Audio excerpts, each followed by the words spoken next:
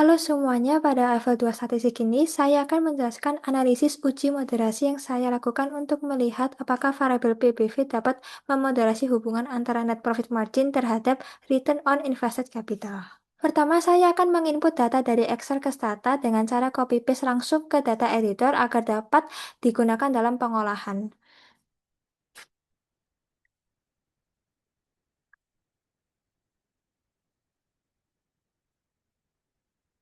Selanjutnya, saya akan menggunakan perintah log untuk menyimpan seluruh output analisis agar dapat didokumentasikan.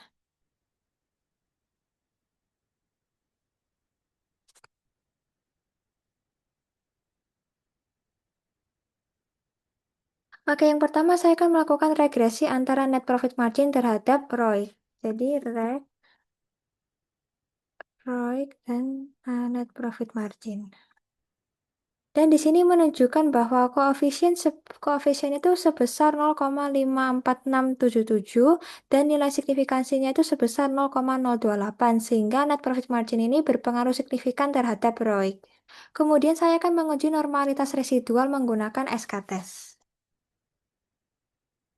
Verticals, add, SK-test.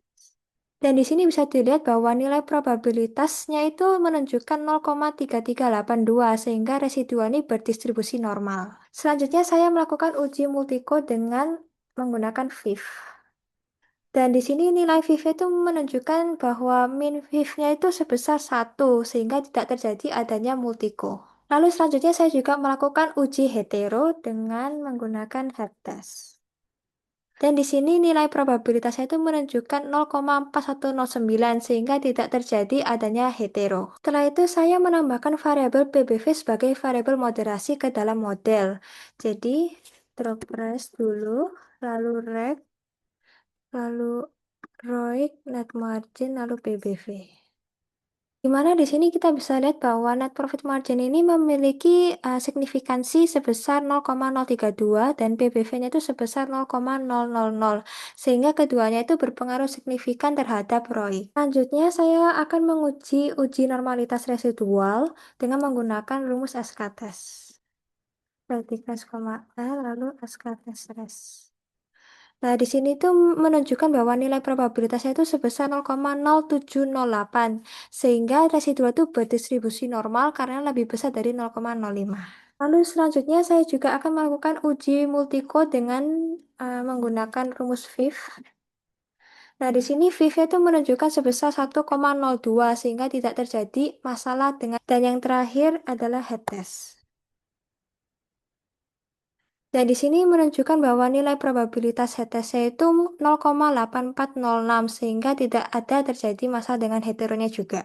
Nah, selanjutnya saya membuat variabel interaksi menggunakan perintah gen, lalu moderasi sama X-nya sama dengan moderasi dikali X yang berarti mengalihkan variabel independen dengan variabel moderasi untuk melihat efek moderasinya. Jadi rumusnya gen, lalu PBV sama net margin sama dengan PBV dikali dengan net margin. Kemudian saya melakukan regresi dengan memasukkan variabel interaksi, jadi reg, lalu yang ROIC, net margin PBV, dan PBV dengan X-nya. Nah, di sini tuh menunjukkan bahwa net profit margin ini memiliki signifikansi sebesar 0,280 dan PBV-nya itu 0,059 dan interaksinya itu 0,787 sehingga ketiganya itu tidak ada yang menunjukkan hasil yang signifikan. Lalu selanjutnya saya akan menguji normalitasnya. Nah, di sini menunjukkan bahwa nilai probabilitasnya itu 0,0800 sehingga data tetap berdistribusi normal. Selanjutnya saya akan melakukan uji VIF. Nah, di sini uji VIF-nya itu menunjukkan sebesar 4,30 sehingga masih di bawah 10 dan tidak terjadi adanya multiko. Lalu yang terakhir adalah head test. Nah, di sini nilai probabilitas itu menunjukkan 0,8057 sehingga tidak terjadi adanya hetero. Nah, di sini berdasarkan hasil regresi, variabel interaksi memiliki nilai signifikansi itu sebesar 0,787 yang lebih besar dari 0,05, sehingga PBV itu tidak mampu memoderasi hubungan antara net profit margin terhadap ROIC, yang dapat disebabkan karena variabel moderasi ini tidak memiliki interaksi yang cukup kuat atau relevan dalam menjelaskan hubungan antara variabel independen dan dependen. Dengan demikian, hipotesis yang menyatakan bahwa growth opportunities owing PBV itu mampu memoderasi pengaruh net profit margin terhadap return on invested capital pada perusahaan sektor consumer non-cyclicals itu ditolak. Nah, berdasarkan hasil regresi, variabel PBV ini memiliki nilai signifikansi sebesar 0,059 yang tidak signifikan pada tingkat signifikansi 5%. Dan variabel interaksinya itu memiliki nilai signifikansi sebesar 0,787 yang juga tidak signifikan. Dan hal ini tuh menunjukkan bahwa variabel PBV itu tidak berperan sebagai moderator maupun sebagai variabel independen dalam model. Jadi bisa dapat disimpulkan bahwa jenis moderasi dalam penelitian ini tuh termasuk homologizer moderator, yaitu variabel yang tidak memiliki pengaruh langsung maupun efek interaksi terhadap variabel dependen. Nah, setelah ini selesai, lognya akan kita close.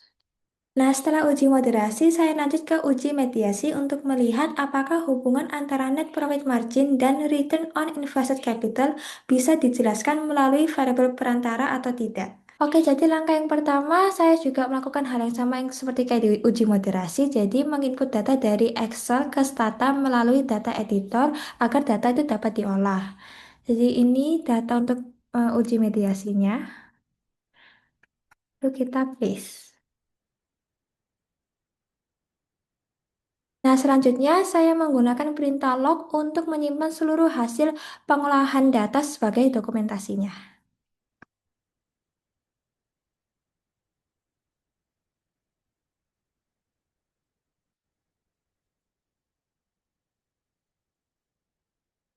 Oke, jadi tahap awal ini saya akan melakukan pengaruh X terhadap Y-nya. Jadi saya akan melakukan regresi awal antara net profit margin terhadap return on invested capital. Jadi menggunakan reg, lalu quick ratio dan net margin. Nah, di sini bisa dilihat bahwa nilai signifikansinya itu masih berada di 0,158 yang sehingga hari ini itu masih belum bisa dinyatakan signifikan. Lalu kita lanjut ke uji normalitasnya dengan menggunakan predik res, R lalu SK res. Nah, di sini bisa dilihat bahwa residual ini kan masih belum normal, masih di bawah 0,05. Jadi, saya akan melakukan deteksi outlier menggunakan graph box res dan menghapus data EXIF secara bertahap. Jadi, ini graph box res. Nah, di sini bisa dilihat ini kan ada titik satu di atas, jadi kita akan menghapus melalui data editornya. Kita sort res dulu, lalu ke masuk data, setelah itu kita drop res. Dan setelah melakukan penghapusan outlier, kita akan regresi ulang hingga model itu menjadi lebih baik dan signifikan. Jadi reg, terus quick ratio net margin, predik, predik S, R, SK, res. Nah, di sini kan juga masih belum berdistribusi normal, jadi kita graph box lagi.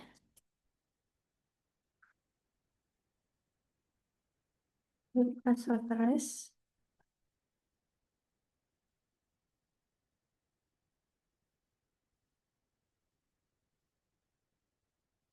res, lalu ulangi lagi caranya. Predik S, R, SK, res.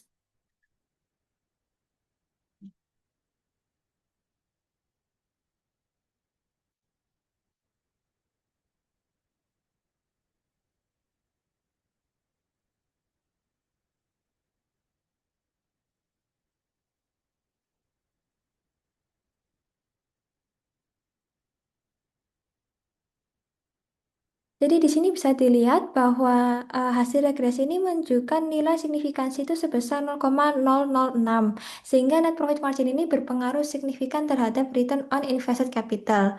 Dan untuk uji normalitasnya, nilai probabilitas itu sudah normal yang menunjukkan hasil sebesar 0,1422, sehingga residual ini berdistribusi normal. Selanjutnya kita akan uji multiko dengan menggunakan VIF. Nah, di sini Viv ini sudah menunjukkan sebesar satu sehingga tidak terjadi adanya multiko.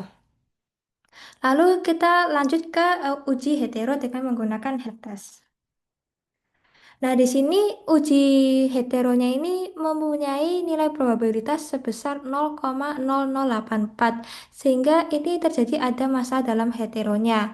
Oleh karena itu, kita akan menggunakan regresi robust. Jadi, reg lalu quick ratio net margin, koma VCE robust. Nah, di sini hasil signifikansinya ini sebesar 0,023 sehingga hal ini tuh tetap signifikan. Nah, sekarang kita masuk ke tahap 2 yaitu pengaruh X terhadap mediasi. Jadi saya akan melakukan regresi antara net profit margin terhadap variabel mediasi dengan cara reg lalu mediasinya dan net marginnya. Lalu kita refresh dulu. Refresh, R, S, S. Nah, di sini uji normalitasnya probabilitas ini menunjukkan sebesar 0,2591 sehingga residual ini berdistribusi normal. Hasil regresi menunjukkan bahwa variabel net profit margin memiliki koefisien sebesar 0,77 dengan nilai signifikansi sebesar 0,025 yang lebih kecil dari 0,05 sehingga dapat disimpulkan bahwa net profit margin ini berpengaruh signifikan terhadap return on invested capital. Lalu kita lanjut ke uji multiko dengan menggunakan VIF. Nah, di sini VIF juga menunjukkan sebesar satu sehingga tidak terjadi adanya multiko. Lalu kita lanjut ke uji hetero dengan headless. Nah, di sini nilai probabilitas itu sebesar 0,6155 sehingga tidak terjadi adanya hetero. Lalu selanjutnya kita masuk ke tahap 3 yaitu pengaruh X dan Z terhadap Y. Jadi saya akan melakukan regresi dengan memasukkan reg, lalu quick ratio, net margin, dan mediasinya. Nah, di sini bisa dilihat bahwa nilai signifikansi model itu sebesar 0,0160. Lalu untuk variabel X-nya yaitu net marginnya ini memiliki nilai signifikansi sebesar 0,005 sehingga tetap berpengaruh signifikan terhadap Y-nya. Sedangkan untuk variabel mediasinya ini memiliki nilai signifikansi sebesar 0,362 sehingga ini tidak berpengaruh terhadap Y-nya. Lalu kita lanjut ke uji normalitasnya dengan predict rest, R, lalu SKS rest. Nah, di sini bisa dilihat bahwa di uji normalitas nilai probabilitas ini sebesar 0,3846 sehingga residual ini berdistribusi normal. Kita lanjut ke uji multiko dengan VIF. Nah, di sini juga nilai min VIF ini sebesar 1,23 sehingga tidak terjadi adanya masalah dalam multikonya. Dan yang terakhir kita akan menguji heteronya dengan head test. Nah, di sini nilai probabilitas itu sebesar 0,0011 sehingga ini terdapat masalah dalam heteronya. Oleh karena itu, kita akan menggunakan regresi robust. Jadi, reg, lalu quick ratio, net margin, mediasi, VCE robust. Nah, di sini bisa dilihat bahwa variabel X ini memiliki signifikansi sebesar 0,039, jadi tetap signifikan. Sedangkan kalau untuk variabel mediasinya ini memiliki signifikansi sebesar 0,383, sehingga ini tuh tidak ada signifikan. Oke, selanjutnya saya akan melakukan uji sobel untuk menguji signifikansi pengaruh tidak langsung atau efek mediasi dari variabel return on invested capital dalam hubungan antara net profit margin terhadap quick ratio. Jadi di dalam uji sobel ini, nilai koefisien A dan nilai standar error A ini diperoleh dari hasil regresi X terhadap Z-nya, yaitu mediasinya. Jadi dilihat dari sininya. Lalu, sedangkan untuk nilai B dan untuk standar error B-nya ini diperoleh dari hasil regresi Z terhadap Y. Jadi bisa didapat dari sini. Nah, terus hasil uji sober ini kan menunjukkan nilai statistik nih sebesar minus 0,840 dengan nilai probabilitas dua arah sebesar 0,400. Nah, karena nilai absolut statistik Sobel lebih kecil dari 1,96 dan nilai probabilitas lebih besar dari 0,05, maka pengaruh tidak langsung tidak signifikan.